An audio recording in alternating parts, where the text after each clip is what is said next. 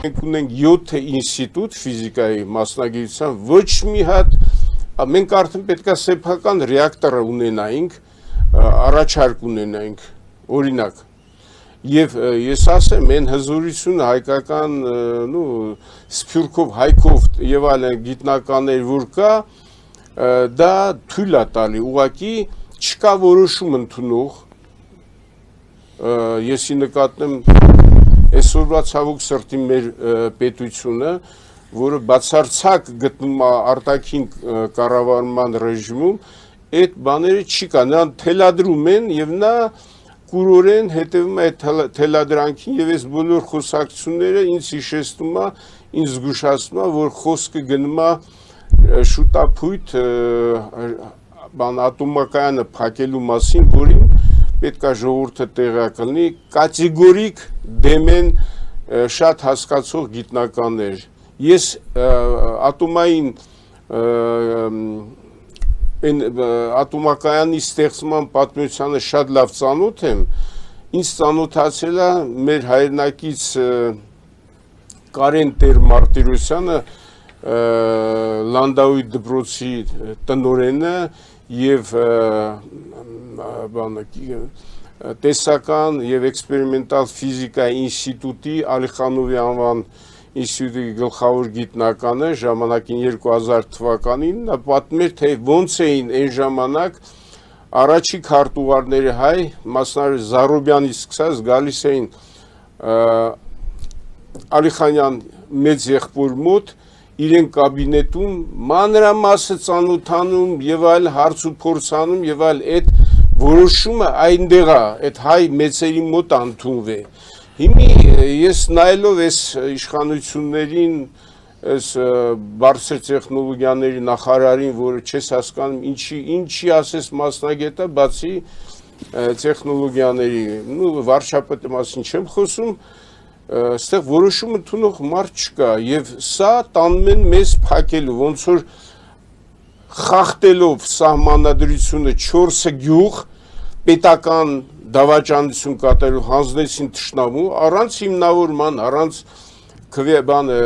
պարլամենտի որոշման եւ այլն նույնն է կատարում եւ սա պետք է սա առնել բա համայնքը պարոն Գևորգյան համայնքը ԱՄՆ-ի համայնքը մենք պետք է աշխատենք եւ աշխատում ենք եւ այս ազդերը հասցվում է Թրամփի սեղանին էլ մեր կողմից կազմած փաստաթուղթ կա ինքը խրոխտ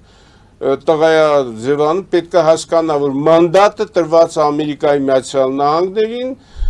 հայկական եւ եթե ինչ թրիփի ճանապարհ ինչ հիմարություն ամբողջ արևմտյան Հայաստանի մանդատը տրված է, որ իրականացնի, եթե այդքան կա եւ 320 միլիարդ դոլար Թուրքիան բոլոր թղթերով միջազգային պարտ կա, որ պետք է վճարի։ Գումարը կա, մենք իրենցից գումար չենք ուզում, մեր հայրենիքը կա, որ պետք է այսպես ով որ գերտերությունը պատրաստ է այդ մանդատը բան անելու իրականացնելու մենք պատրաստ ենք համագործակցելու եւ ասենք մի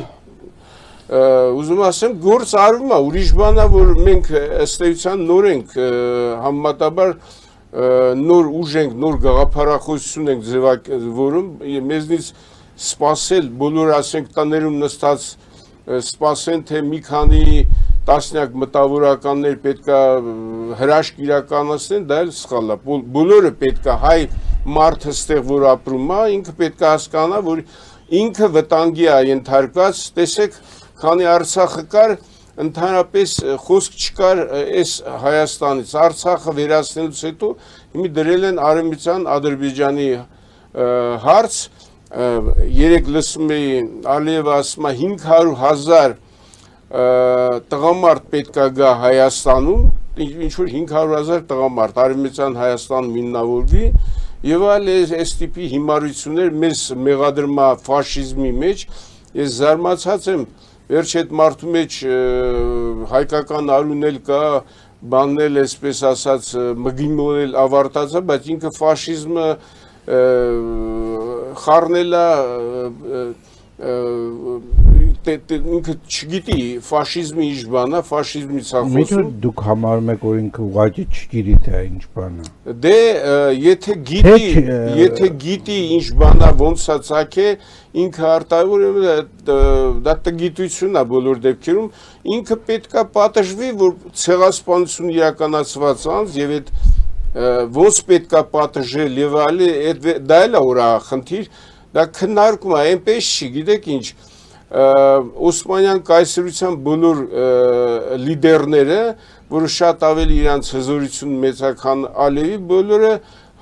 բոլորը պատժվեցին դաժան ձևով, հերթ Իրան էլ է հասնելու, ես չեմ կասկածում դրա մեջ, եւ դա մենք պետք է իրականացնենք, ոչ մեկը թող չմտածի, թե իրականության մեջ անգամ եթե դուք վրեժի մասն եք խոսում, միևնույն է դա ոչինչ չտվեց այն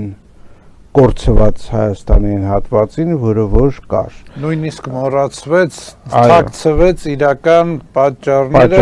այո։ ցեղասպանության։ Այնպես որ եկեք այստեղ վրեժի չխոսանք,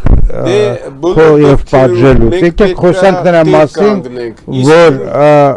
որ մեր հասարակությունը իրեն այդպես հիմա չի զգում, մանավանդ դուք խոսում եք, ասենք օրինակ ԱՄՆ-ի մանդատի մասին, Վիլսոնյան Հայաստանի մասին եւ այլն, բայց դրա մասին երբեք Հայաստանի որևէ կառավարություն, որևէ պաշտոնյա չի խոսել բարձրաձայն։ Շատ բարձր պատճառով։ Շատ հասկանալի է պատճառը, բայց այդ պատճառը պիտի վերացվի, ձեզնից պատճառի վերացումն է գալիս։ Այն իրավիճակները, որի մեջ մենք ընկած ենք հիմնականում այն պատճառով, որ մեր կազմակերպվածությունը հատուկ ձևով ուրեմն խոչընդոտվել է այդ կազմակերպվածությանը։ Մենք ունենք 0 կազմակերպվածություն Սփյուռքում, մենք ունենք 0 կազմակերպվածություն հայկական, ասենք, հասարակական ոլորտում, մենք ունենք 0 կազմակերպվածություն, ասենք, պետական ոլորտում, որովհետև եթե պետությունը գործում է այնպես ինչպես հիմա է, որի հիմնական ուղղվածությունը նա է, որ պիտի ուրեմն հարկերը բարձրացնելով ինչ որ սոցիալական ծառայություններ բարձրացնի, հետո հարկերը իջացնի, բայց հիմնական խնդիրը դնում է որպես ինքնապաշտպանությունը, ես հասկանում եմ, որ դա բնական է, որ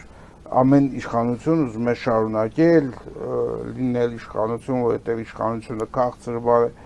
բայց Հայաստանի տրամաբանությունը կազմակերպման, երբ ունես հսկայական ընդերք, հարուստ ընդերք, որը գնահատվում է տարբեր գնահատականներով 4-ից 6 տրիլիոն դոլար, այդ հետազոտված մասը։ Քիչ են գնահատել, 4-ից 6-ից շատ է ինքը։ Ամբողջ Մենդելեևյան աղյուսակ։ Բայց հայկական պետությունը փոխանակ այդ ընդերքը օգտագործելու որպես լրացուցիչ եկամուտի աղբյուր, որպեսզի կարողանա եւ սոցիալական խնդիրներ լուծել եւ ռազմական խնդիրներ լուծել, այդ ամբողջ ընդերքը փաստորեն բաժանել է գրեթե ձրի, ուրեմն տարբեր երկրների ներկայացուցիչներին եւ մինչեւ վերջերս ընդհանրապես նույնիսկ հարկ չէր ստանում այդ ամբողջից։ Եվ այս իրավիճակի մեջ փոխանակ պետությունը ունենար հզոր եկամուտի աղբյուր, որ ամբողջությամբ հարկատուի վրա չնստեր եւ հարկերը, ես չգիտեմ, բարձրացնելով չսկսեր բան անել, իր գոյությունը պահպանել, հակառակ տրամաբանությամբ է աշխատում։ Ես կուզենայի ձեր մեկնաբանությունը այս խնդիրների նկատմամբ, պարոն Սարգսյան։ Նախ հարկերի վրով հիմնվող պետությունը դա կործանվող պետությունը, քանի որ դու ինչ-որ ապագայում ենթադրյալ թվերի մասին ես խոսում, որ պետք է դու ունենաս, բայց խոստումները դու տալիս ես ներկայում, թոշակի բարձրացում, աշխատավարձի բարձրացում, այսինքն այն պետությունը, որը փող չի աշխատում եւ հիմնված է հարկատուի ինչ-որ վերացական, ենթադրական փողերի ստանալու վրա, դրա համար էլ ունենում է դեֆիցիտի, բյուջեի դեֆիցիտ, ճեղքեր եւ այլն։ Հատկապես այս պետությունը, որ արդեն ստեղծել է ոստիկանության, որը որ միլիցիա է, էլի ոստիկանություն էլ չի, ուժեր, բարձր աշխատավարձներ եւ չի կարողանում դրանք վճարել, որը որ իր սյունն է, պահպանվելու սյունն է, հա, դրա համար մեզ գցում է դրսի վարկերի տակ, այսինքն մենք լավ էլ գիտենք այդ 15 միլիոն դոլարը ուր է գնում, չկա այդ բաշխումները, մենք լավ էլ գիտենք այդ վարկերը ուր է գնում, հիմա կազմակերպության կողմից անկազմակերպ մանավանդ Սփյուռքը, ինչքան էլ նեղանան նրանք, ես չեմ գտնում, որ այնտեղ հայկական հարց լուծողներ են, այնտեղ հորից որդի գնում է այդ դրամահավաքները եւ ոչ ոք էլ չի ուզում, որ այդ հարցը լուծվի, որ այդ փողը չկտրվի։ Ասում եմ, ինչքան էլ մեր Սփյուռքի եղբայրները հիմա վատ կզգան, ես նայում եմ, հետազոտում եմ, գնում է այդ պաշտոնը կամ այդ ՀԿ-ն կամ կազմակերպությունը հորից որդի փող են աշխատում, ասենք, սկսել էին մի ժամանակ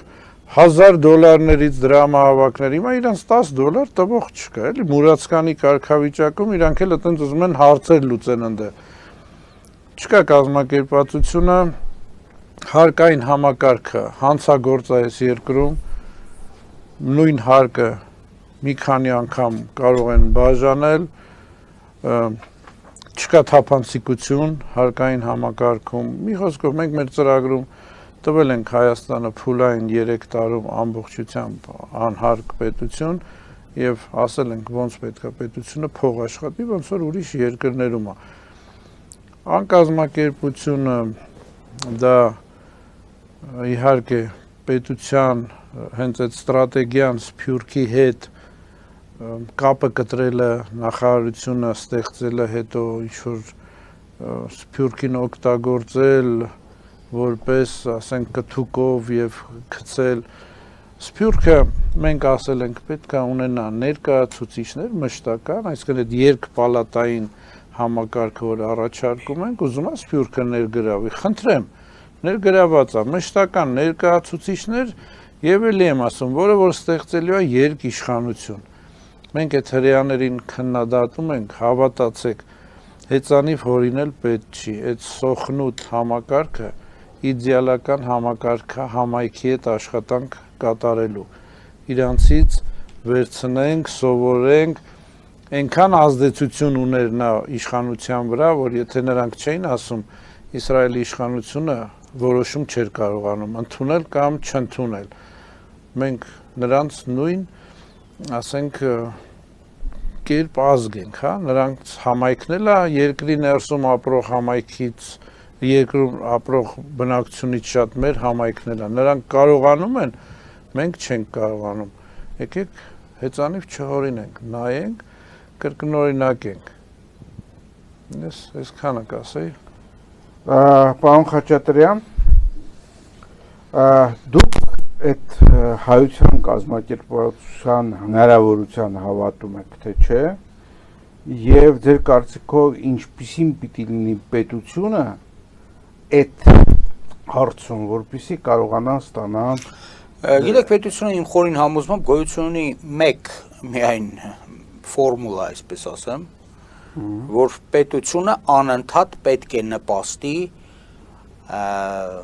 հասարակության կոնսոլիդացիային, նրա անընդհատ մերձեցմանը եւ ոչ թե նրա պառակտմանը, որովհետեւ Աստվածաշնչյան ճշմարտությունն է, էլի, որ պառակտված պետությունները չեն ապրում, դրանք մեռնում են ուղղակի, պառակտեցիկ մեռնում են։ Հիմա մենք խոսում ենք Սփյուռքից, խոսում ենք կազմակերպվածությունից։ Իհարկե, այդ Սփյուռքի կազմակերպվածության մի առանցքային սյունը հանդիսանում է հայոց առաքելական եկեղեցին։ Կամենանք, չենք կամենա, բայց այդպես է պատմությունը բերել, հասցրել այսօր մեզ այսօրվան։ Հիմա մենք ասենք, որ հա, այ վրեժխնդիր ենք եղել ժամանակին հայերի ջարդերի համար պատասխանատուներից եւ դա առանձնակի բան չի տվել մեզ։ Ես համարում եմ, որ դա այնքան էլ այդպես չի, որովհետեւ երբ որ մենք կարողացել ենք թեկուզ վրեժխնդիր լինել, մյուս կողմն էլ նայենք, որ կարողացել ենք նաև մեր արժեքների մի ստվար հատվածը դուրս բերել Թուրքիայից բերել, մեր մշակույթի, եւ դա արել է եկեղեցին։ Այդ եկեղեցին է գնացել արտասահման, դիմել Նանսենին, դիմել այն կրոնական կառույցներին, որոնք այն ժամանակ դեռևս իրանց համարում էին քրիստոնյաների համար պատասխանատու, եւ մեզ ցույց է տրվել օգնություն, եւ ոչ թե ոչնչացել ենք, եւ ոչ թե տարալուծվել ենք, ճիշտ է, տարալուծվել ենք այն տեսակետից, որ միլիոնավոր հայ երեխաներ բռնի իսլամացվեցին եւ գրվեցին թուրք։ Անկախ նրանց ծնողները կոտորված էին,